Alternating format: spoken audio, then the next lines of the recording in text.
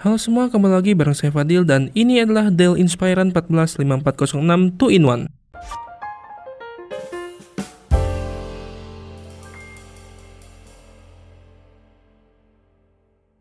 Butuh laptop 2-in-1, tapi kebanyakan di pasaran performanya pada loyo. Nah, Dell Inspiron 5406 ini bisa jadi solusinya. Karena dari spesifikasi, notebook ini memiliki CPU Intel Core i5 1135G7 yang mana dilengkapi iGPU Intel Iris Xe Graphics. Namun dikarenakan Intel Iris Xe masih terasa kurang, maka Dell menambahkan GPU discrete Nvidia MX330. Selain itu, notebook ini dibekali memori RAM 8GB DDR4 3200MHz single channel.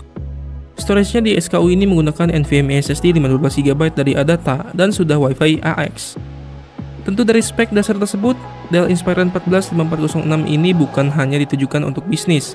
Bisa juga digunakan untuk mahasiswa ataupun siapa aja yang perluin laptop 2-in-1 tapi bisa dipakai gaming ringan. Dengan desain yang bisa bilang cukup premium dan fitur yang ternyata cukup banyak, tentu dari harga pun kita harus bisa kompromi.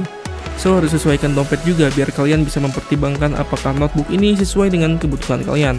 Dengan cases dan display cover aluminium yang digunakan pada laptop ini, membuat laptop ini bukan hanya ringan tapi kokoh. Untuk bottom covernya terbuat dari plastik, dan pada engselnya Dell menerapkan sistem yang kalau di Asus itu disebutnya ergolift, yang mana si engsel jadi tumpuan dan bikin si notebook jadi rada ngangkat, yang mana bikin intake udara jadi lebih besar, dan berefek pada sistem cooling dari notebook ini. Notebook ini tipenya 2-in-1 convertible sesuai namanya, yang mana dapat digunakan menjadi mode laptop, mode tablet, mode stand, dan mode dilipat seperti ini. Dan sudah tentu touchscreen kapasitif dan mendukung stylus. Sayangnya dijual terpisah. Untuk mode tabletnya di sini enak banget, misalnya buat baca buku pelajaran, komik, manga, doujin, dan kawan-kawannya. Keyboard pada notebook ini punya layout dan feel mengetik khas Dell, yang punya key travel yang nggak terlalu dalam tapi cukup presisi. Punya backlit berwarna putih dengan dua tingkat kecerahan. Dan uniknya di sini terdapat tombol power di pojok yang feel kliknya beda dan dirangkap dengan sensor fingerprint yang cukup cepat dan akurat. Touchpadnya di sini saya cukup suka, punya bentuk yang lebar dan permukaan yang halus dan cukup nyaman, serta udah pasti support Windows Precision Driver, jadi sangat fungsional. Di sini Dell masang stiker Service Center sama stiker key fitur di atas semua, jadi kelihatan kurang clean ya. Sedikit masukan aja buat Dell, kalau pasang stiker ginian bagusnya di bawah aja, nggak usah taruh semuanya di atas. Untuk masalah colok-mencolok, laptop ini cukup terbatas karena ukuran bodinya mungkin ya. Di sini untuk I/O port cuma tersedia 2 USB 3.2 Gen 2, 1 USB Type-C yang support DisplayPort, HDMI port, SD card reader, combo audio jack, dan DC in port. So di sini Dell gak masukin Thunderbolt 4-nya, yang mana agak disayangkan ya. Untuk displaynya sesuai nama laptopnya, yaitu berukuran 14 inch, Full HD, WVA, bukan IPS dengan color gamut yang cukup oke. Dan di sini layarnya masih 60Hz refresh rate-nya, dan tentu touchscreen dan support stylus seperti yang dimention sebelumnya. Dan layarnya ini masih glossy bukan matte, jadi bakal mantulin cahaya sana sini. Di laptop ini opsi upgrade-nya cukup lumayan di bagian RAM, yang mana ada 2 slot DDR4, gak pakai solder-solderan dan support up to 32GB DDR4 3200MHz. Dan hanya tersedia 1 slot PCIe M.2 yang mana kalau mau upgrade storage kalian harus replace SSD bawaannya. Dan FYI, SSD bawaannya ini dimensinya kecil banget dan tentu aja di RAM-less ya. Untuk suhu dan performa cooling dari laptop ini sesuai ekspektasi, karena ini adalah tipikal cooler yang satu heatsink dan satu fan aja. Lubang yang satu lagi hiasan doang ternyata. Tipikal thermal output dari laptop tipis ya, dan nggak bisa diapa-apain. Paling ganti thermal paste ke yang bagusan. Dan suhu GPU-nya pun kita tertolong di sini. Jadi pas saya buka 3D Mark bakalan throttling dan si clock speed-nya bakalan unlock. Ya dah jadi penyakit Nvidia lah.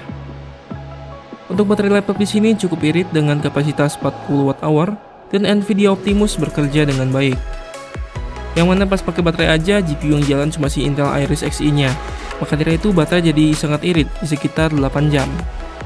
Untuk speakernya nggak terlalu spesial, standar notebook entry level lah. Tapi dari segi audio enhancement udah dibekali Wavemax Audio.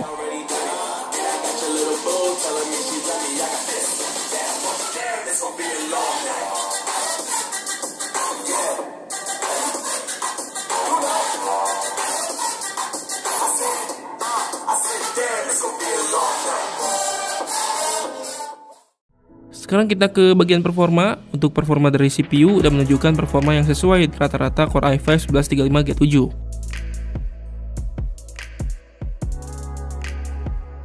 Untuk skenario rendering atau editing saya mengambil dari Adobe Premiere Pro, Project 4K dan bisa dilibas notebook ini.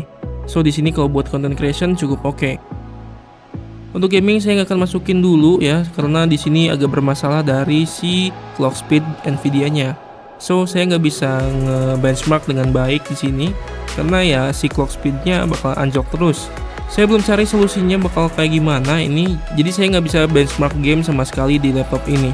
Kesimpulan dari saya, notebook ini udah jelas cocok banget buat editor atau mahasiswa yang benar-benar perluin mobilitas. Kalau ke cafe misal langsung bisa kerjain project tanpa takut baterai kekuras, dan terutama fitur 2-in-1-nya ini bisa dibikin PW banget. Dell Inspiron 14 5406 2-in-1 dengan SKU seperti ini kalian bisa dapetin di marketplace online maupun offline dengan harga rata-rata berkisar dari 13 juta sampai 14 juta rupiah. Apabila kalian tertarik dengan notebook ini. Tentu notebook 2-in-1 ringkas di harga segitu cukup segmented dan gak semua orang suka. Di notebook ini kalian bisa nikmatin fitur utama dan performa yang oke seperti pada skenario content creation, dan poin plus lain seperti opsi upgrade yang cukup luas dan durabilitas yang luar biasa. Beberapa poin minus seperti RAM yang nanggung, I/O port yang nanggung juga, gak ada Thunderbolt atau USB port delivery, suhu yang terbilang tinggi juga.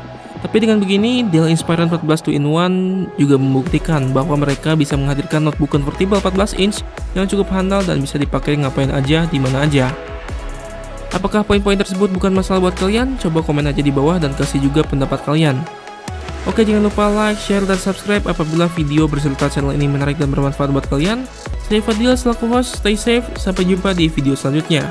See you next time.